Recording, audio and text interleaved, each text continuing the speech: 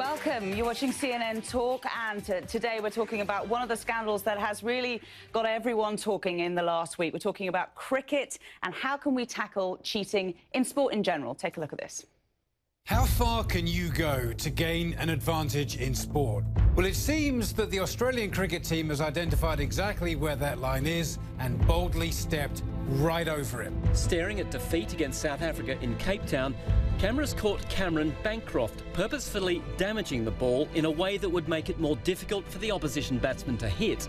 Australia's coach says that he's resigning after the tests, and 3 cricketers have been suspended. I'll do everything I can to make up for my mistake and the damage it's caused. To see the way my old man's been. Thanks, everybody. And my mum, It is something I'll regret for the rest of my life. This cheating is a disgrace.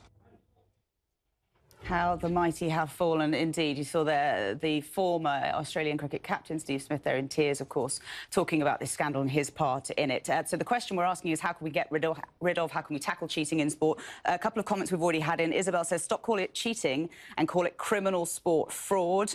And Jorn says, cheating in sports will always be a problem. It lies in human nature. Welcome to all the panel. I also want to show that we've got some props today, and hopefully this is all going to be explained by Nick, who's our England cricketer and Middlesex cricketer as well, who's joined us on the panel. Welcome to you. Thank you, Nick Compton. So we've got these 2 cricket balls here, and for those who aren't familiar with cricket and what the whole scandal is about, can you just explain the difference between this ball, which has clearly been tampered with, and this one, which is shiny and new? Well, the one on the right is a new cricket ball that you start off with. Bowlers will, fast bowlers will bowl with it, and it will swing conventionally through the air. As a top-order batsman, a guy who goes in first, you get quite used to that. Certain bowlers, you get used to their tactics and the way they do things. The one on the left, the ball that's been tampered with, has obviously been notably been scuffed up on one side. You know, whether that's through, you know, the ball landing on a dry part of the field, or whether someone's got their nails in, or done something to alter the state of the ball.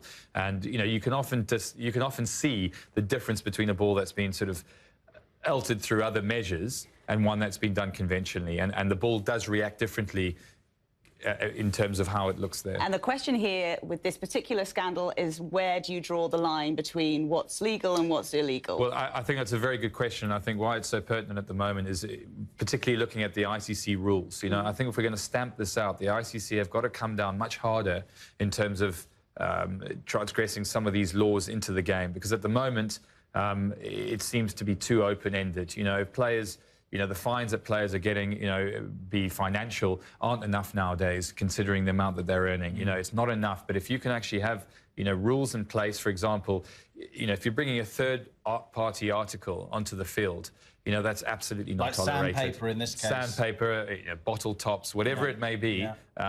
You know, that's beer caps were traditional. To say traditional, I hope it hasn't been used too often. But look, there's been public, you know, instances of this over the years, and it's not the first time someone's tampered with a cricket ball. Let's be honest about that. You know, the reason why this has become such a big case is, one, the Australian public are very passionate about this sport. Right. Cricket is a national sport, and the fact that you've got one of the best players in the world who's the captain of Australia, a job that, you know, some say is almost second to being Prime Minister in Australia. So you can understand the backlash, you can understand how unhappy the public are, but fundamentally, I think there has to be a strict law. Welcome back to all our viewers. You can, of course, watch us on Facebook as well, facebook.com/CNNI, where we're streaming live at the moment. The question we're asking, how can we tackle cheating in sport in light of the cricket scandal that we've seen? Loads of people have been sending your comments in. Thank you very much already. Danilo says, such a shame for Australians. I think that the athletes should not forget sport is not always about winning, which is a crucial thing as well. And let's just, I want to play out, just we've heard press conferences from all of the players involved, and from politicians as well. David Warner, the vice-captain, who got one of the strongest punishments, harshest punishments, he had this to say. Let's listen.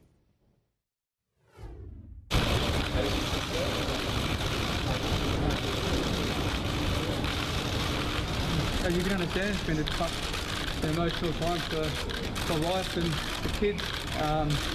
At the present time, you'll hear from me in a couple of days.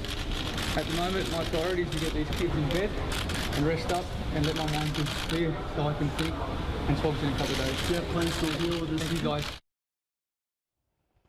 You know, he's talking there about his kids, his family overall. Everyone's been affected. All of the players, the coaches, everyone affected by this have been saying that this has had a really serious impact on their families, and they're fearful. I think just to, if one could be really cynical for a moment, the anatomy of an apology is really important. And Aisha was talking about other areas in which people can learn from this, perhaps. You talk about politics, you look at business, and when it's not going to blow people's minds to know that politicians get things wrong and politicians get caught out. And so apologising for that is all part of the process of moving on. It's really interesting to see Steve Smith, when he gave his press conference, his dad was literally on his shoulder. He was talking about the effect it had on his dad. Genuinely heartfelt. I don't think there was anybody who's suggesting that it wasn't. David Warner there bringing his kids out and there with his family and talking, again, genuinely heartfelt. I'm a human being. Exactly. And that, I think, is interesting in the response to it, which a lot of people are saying, as Nick said, good luck to them. They got caught out. They have, you know, it's not a crime. No one's died as a result of this. They made the wrong decision.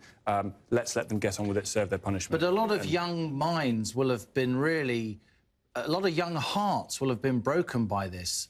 Not in Australia, as we've said, the captain of the cricket team is a deity. It's such a powerful part of Australian culture. Aussies play hard, but they play fair. And that's the kind of spirit that built the modern Australian nation. And now you've got Aussies being seen as cheats. And I do wonder if a year is long enough. A year ban, you mean, from the game? Well, and also people questioning whether it's crocodile tears as well. Oh, I'm sorry. I think that was unbelievably cynical. I mean, these guys. I'm sorry. Using the baby as a human shield. Yeah, exactly. And there was some ridiculous footage. I mean, of, you've done it now, Tom. The gloves are off. His wife sort of crying and everything like that, which I'm sure she is completely gutted about what's happened.